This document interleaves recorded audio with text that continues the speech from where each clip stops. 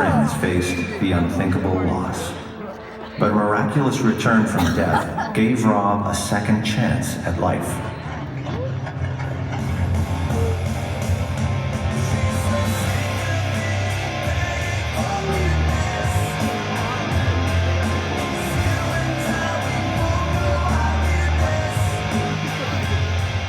With 4 songs in the Canadian Top 40, 2 Top 10 singles, and a growing fan, Robb and his newly formed band were headed for commercial success. But Robb wanted to use his second chance for something else. He walked away from his record deal and the musical mainstream. Using his story to help others became his sole motivation. Now Robb and his band tour schools, reserves, and detention centers across Canada, performing their songs and sharing stories of inspiration. Nominated for Best New Artist and Outstanding Rock Recording of the Year, please welcome Robb Nash.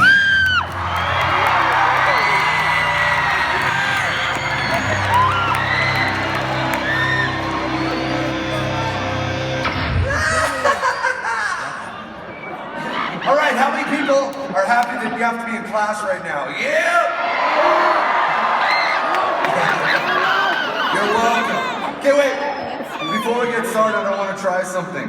See, we've been on the road for a long time. When I get bored, I like to try to do voices like impersonations. So I've been working on this voice for a while. See if you guys recognize it, all right? See what's going on there? Just playing the guitar, are we? Just playing a G chord and a little bit E minor. Okay, you guys know Family Guy? Yeah. Okay, check this. So, my name's Peter Griffin. That's good to be here. And you know Joe in the wheelchair? Yeah. He's also Kronk from Members New Group. Check this. Right, it's good to be here. I like how everyone's situated. Got the drums and the guitar. Should be good. This is great. Yeah. Good. Shut up, baby. Alright, this is Captain Lane Quagmire. Flight took longer than we expected. There was a bit of a headwind. Giggity. Okay, last. Unique walk. Don't make me laugh. No. Shut up. Shut up. Shut up, please. Haven't used Paperboy in a while. Sorry, those who've never seen us before. A lot of people see that video and they're like, hey, wait. So you guys had a record deal? It's like, yeah. And you guys had songs on the radio everywhere? It's like, yeah. And you guys are playing big crowds like that? It's like, yeah. And you guys stopped doing that, started going to schools? It's like, yeah. It's like, are you guys stupid? It's like, yeah. You know, honestly, we did all that because I wanted to do something this way. If you've never heard my story before, you got a glimpse of that video, but I'm from this tiny town of like 200 people. One day my buddy got his driver's license. We're going way too fast down these icy roads. We're almost back at our school. We pulled past one last car. We got hit by this semi-truck and it like crushed our vehicle. My buddies all ran from the car because they thought it was going to explode like it does in the movies. But that doesn't usually happen. And they looked back and they saw that I was still laying there and the snow was just filling with blood and it was pouring out of the side of my head. I lost this side of my skull. It got crushed by the semi. Actually, it's weird, guys. We spoke at a school in that area a little while ago. One of the students went home and he told his parents, he's like, hey mom, dad, guess what? Robb Nash came to our school today, got hit by a semi-truck and lost his skull. Right? And the dad freaked out because he was the first responder. Like, he was the first guy that pulled up to help after the accident. So I did lunch with this guy, and it was super weird talking to him, because he's freaking out because he still thought I was dead. He goes, Rob, I remember holding your head like this. He said, your body was laying that way. We were waiting for the ambulance. You had no pulse. Your heart wasn't beating. You weren't breathing. You said I could look right in and see your brain because there's no head on one side. Yeah. So they called my family. Everyone's coming to the hospital expecting the worst. As you can tell, I came back to life. And then they told my parents, they're like, well, his heart's beating again, so we'll put his head back together with metal, like with titanium, but he's never gonna wake up from his coma. Actually, guess what else I found out a little while ago? The doctors never thought I'd wake up from my coma, so they didn't even do the surgery. They actually let some students do it. They're like, here, this guy's not waking up, you can practice on him. Oh my god. Yeah, that happened! See, they failed my hand, did a terrible job. I found out during the surgery, they dropped part of my skull on the ground, it shattered some more. They tried to put it back together with titanium, did a brutal job. Actually, a little update for you guys. Last winter, this couple that loves the work that we do, they actually knew I was having some issues with my skull. So they paid for me to go down to the States to the Mayo Clinic to get it rebuilt. You guys want to see what my skull looks like? Sure. All right. Don't worry, there won't be any blood or anything like that. But if it grows out easily, don't look at the screen. It's just an X-ray, but I'll show you. This is just the X-ray of what this skull looks like down the left side. So it's all titanium. It's fantastic. And then never thought I'd ever wake up. But one day I woke up from my coma. But when I woke up, I didn't know who I was. I didn't know who my parents were. And man, I went through a brutal time. Like, I don't know if you guys can tell from there. Apparently, I look short up here, but I'm actually 6'5". I played like every sport. I thought my life was gonna be playing sports. And now here I was, 17 years old, and my mom has to bathe me again. And I was so ticked. And people always come up and try to comfort me. They'd always say one of three things. Some people came up and said, well, Rob, I guess this is your fate. And I was like, fate sucks. But I know it's not fate, because fate says you have no choice, right? Like no matter what you do, it's gonna happen. And I know I chose to get into that car. In fact, I now found out, guys, my best friend who was sitting in the back seat with me, he didn't want to get into the car, he didn't trust the driver. Apparently I convinced him to get into the car. So I know it's not fate, we made some decisions. Some people in my own family came up to me and said, well, you better figure out what you're doing wrong, because God is clearly mad, so he spanked you with a semi-truck. That also sucks. But the most common thing people would say to me, and they still say to this day, and I can't stand this one. Since my accident, I met with tons of people in prison, hospitals, funerals, and even though people mean well when they say this, I find it does way more damage than good. People would always come up to me and say, Rob, yeah, everything happens for a reason. And I was like, whoa. So I lay there trying to figure out the reason I got hit by a semi-truck. And I assumed it was because I was a bad kid.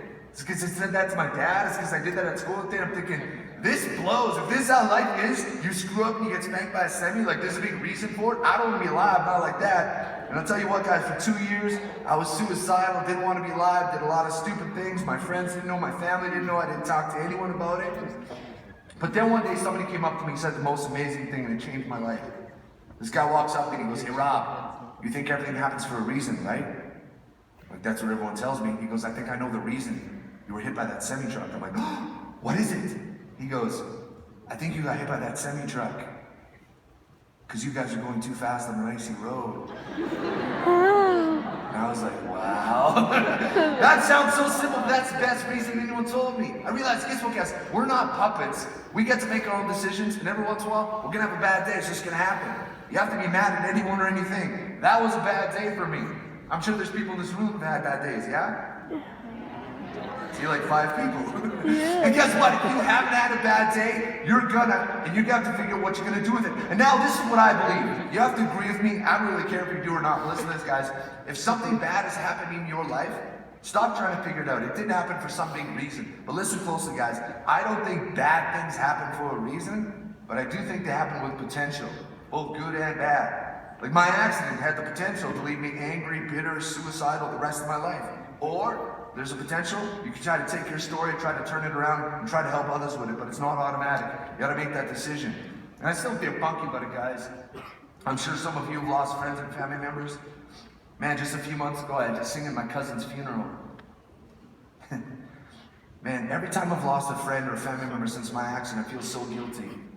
Like, why did I come back from that? Why not them? Why did my heart start beating and why not theirs?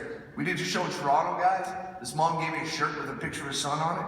She said he's got the same birthday as you. And he died in a car accident when he was 17, just like you, Rob. But he didn't come back from the dead. I don't know what to say to that. Like, I don't know why I got a second chance, someone else didn't. I had done nothing to deserve a second chance. I'll never forget the first day I realized, you know what? The best thing I could do for my friends and family that have passed away, I'm gonna make every day count. I'm done being angry. I screamed at the sky and I was like, I wanna do something today. Like, I wanna do something that matters. Like, I want my life to count. And I was ready for anything. I thought I'd hear a voice inside of me telling me to like move to some village and build a well, you know, or something, right? And there's nothing wrong with that, that's awesome. But I thought that I was gonna do something huge, right? I didn't hear that. But guess what I heard? You know there's a big difference between the voices in your head and the voice in your heart, yeah? You feel like promptings? This is what I felt clear as day, not to build a well, this is what I felt. Phone the semi-driver that hit you and tell him you're alive. And I was like, what? So it's hilarious, I phone the police, I'm like, yo, can I get the phone number of the semi-driver that killed me a little while ago? And this cop's like, no. I'm like, all right, I tried to hump the phone, but this voice wouldn't leave me alone, so I kept trying. Finally, when cop gave me his number, this big trucker from the US answered the phone, he's like, hello? I was like, is this so-and-so? He's like, yo. I was like, you remember that car accident up in Canada a while ago? And this big dude gets real quiet, he's like, yeah. I said, just felt in the heart there, I should call you and tell you, like, I'm okay, man. I'm alive, I survived. And this big dude starts crying. He's like, I'm just so sorry about your friend. I'm like, what friend? He goes, the one that died and lost his skull. No, dude, that's what I'm calling. That's me. And this guy lost it. Guess what I found out? Since the day of our accident, he had not driven a vehicle. He's seen a therapist. He's on depression medication. The accident wasn't his fault. It was our fault. But he saw his semi run me over and kill me. This was haunting him. But we talked. This guy was set free. I hung up the phone. I was like, what? But that wasn't so bad. I didn't have to build a well. I just had to phone somebody. But that felt good. Like I had never done jack for anyone in my life except for me. And I was like, man, I want some more. And guess what? When you're faithful with little, more is given. And finally I got to the place. I said, man,